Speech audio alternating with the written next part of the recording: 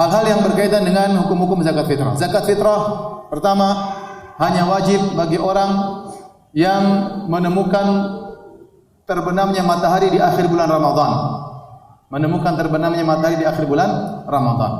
Kalau ada seorang masuk Islam menjelang maghrib di akhir bulan Ramadan, maka dia kena wajib zakat fitrah. Kalau dia mau bayar, maka dia harus bayar. Tapi kalau dia masuk Islam setelah azan maghrib, malam takbiran, tidak wajib. Paham? Tidak wajib. Ada orang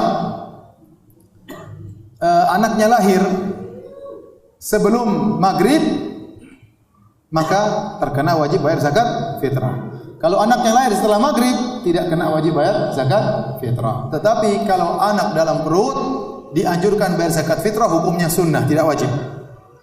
Tapi kalau dia lahir sebelum maghrib, jadi hukumnya apa? Wajib.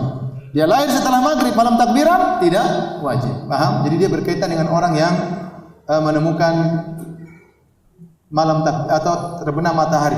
Ada orang meninggal sebelum takbiran, sebelum azan maghrib, kena wajib zakat fitrah enggak? Enggak. Karena dia meninggal sebelum maghrib di hari terakhir. Tapi kalau dia meninggal salat isya di malam takbiran, dia sudah kena zakat fitrah. Maka orang walinya yang membayarkan zakat fitrahnya. Paham ini? Baik. Ini yang pertama. Yang kedua, zakat fitrah berapa harus dibayar? Yang dibayar zakat fitrah adalah 1 sa'. 1 sa' dari kalau zaman dahulu min tamar, dari korma, dari zabib, dari kismis, kemudian dari syair, dari gandum, dari bur, dari gandum juga. Ya, intinya secara umum dapat ulama mengatakan 1 sa'. Ada sebagian ulama mengatakan kalau bur setengah sa', tapi yang secara umum 1 sa'. Nah, 1 sa' itu adalah ukuran volume, literan, bukan berat. Dan 1 sa' itu adalah 4 mud, 1 mud itu begini. Dengan ukuran tangan orang yang sedang, kalau dia mengambil korma yang kering, dia ambil ini 1 mud, 2 mud, 3 mud, 4 mud. 4 mud lah 1 sa'. Dahulu ada seorang ulama di kota Madinah, kalau dia bayar zakat, dia bayarnya begitu, enggak usah timbang-timbang.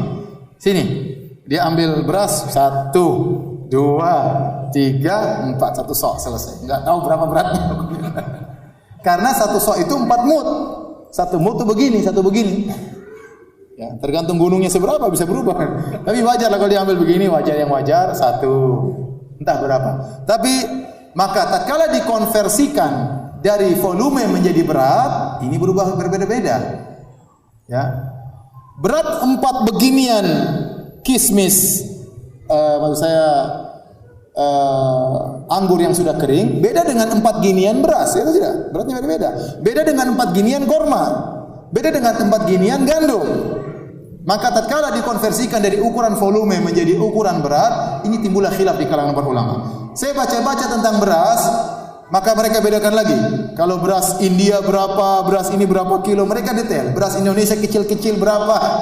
Intinya kalau antum hati-hati bayar 3 kilo.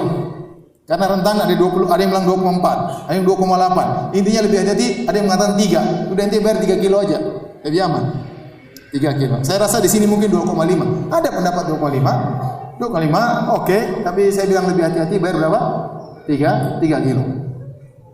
Karena itu konversi dari volume menuju ke berat. Terus zakat fitrah, apakah boleh dibayar dengan uang? Ijma' ulama, bukan ijma', jumhur ulama mengatakan harus dengan beras, harus dengan makanan pokok. Kalau tidak dengan makanan pokok maka tidak sah. Pendapat Hanafiyah mengatakan boleh dengan duit. Pendapat tengah adalah pendapat Syekhul Islam Ibnu Taimiyah rahimahullah taala, boleh dengan duit kalau dalam kondisi hajat, sangat-sangat keperluan. Contoh, kita mau bayar beras, bayar zakat sampai semuanya punya beras. Dia enggak butuh beras, dia butuh misalnya Allah alam bisawab ya. Ini semua orang punya beras ya. Dia butuh lauk misalnya ya. Tidak butuh beras lagi ya. Allah alam bisawab, tapi lebih hati-hati, saya katakan lebih hati-hati adalah dengan beras, karena pendapat 3 madhab, bahkan mereka mengatakan tidak sah kecuali dengan apa? Beras. Kecuali dengan beras. Contoh, kita enggak bisa bayar dengan beras. Contohnya ada suatu kepulauan atau suatu tempat kita kirim beras enggak bisa ke sana. Ya udah kita kirim duit aja. kirim duit, mungkin beli beras nggak sempat, ya udah bagi duit. Kalau memang dalam kondisi tertentu. Tapi hukum asal kita berusaha bayar apa? Beras. Nah, kalau ada orang kita petugas ambil zakat, ada yang bayarkan uang, kita bilang ini uang saya mau belikan beras ya. Jadi kita tetap bagi apa? Beras. Lebih hati-hati, lebih afdal dan sepakat kalau beras semua sepakat sah. Kalau duit jumhur mengatakan tidak sah, Hanafiyah mengatakan apa? Sah.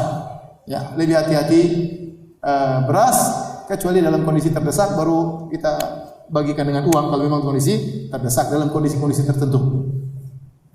Kemudian kapan dibayarkan? Dibayarkan boleh sehari atau 2 hari atau 3 hari sebelum lebaran, boleh. Jadi kita boleh keluarkan zakat karena sekarang distribusi enggak mudah.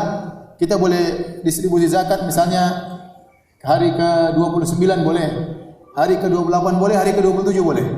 Terutama mungkin perlu, tapi kalau paling bagus yang menjelang lebaran. Kalau memang kita merasa mampu untuk membagikan di menjelang lebaran itu yang terbaik. Bahkan yang terbaik adalah sebelum kita sholat Id. Itu yang terbaik. Tapi susah. Terkadang kita sebelum sholat Id cari orang mau bayar zakat, enggak ada yang mau terima zakat, susah. Padahal zakat tidak boleh dibayar setelah sholat Id. Kenapa semakin dekat lebaran semakin baik untuk dibayar? Karena fungsi zakat fitrah adalah agar orang tidak kelaparan pada hari tersebut. Mereka punya beras, mereka bisa makan beras. Tidak punya lauk, mereka bisa campur dengan apa? Garam, atau mereka bisa cari lauk, yang penting beras ada. Itu yang paling penting. Jadi zakat fitrah itu fungsinya bukan memperkaya orang, bukan untuk memenuhi kebutuhannya setahun. Itu zakat mal. Paham? Ini beda. Makanya kata para ulama zakat fitr hanya dibayar untuk 2 asnaf. Cuma miskin dan apa? Fakir. Ya, fakir miskin saja. Bukan untuk utang enggak, bukan orang berutang enggak, tapi untuk fakir dan miskin saja.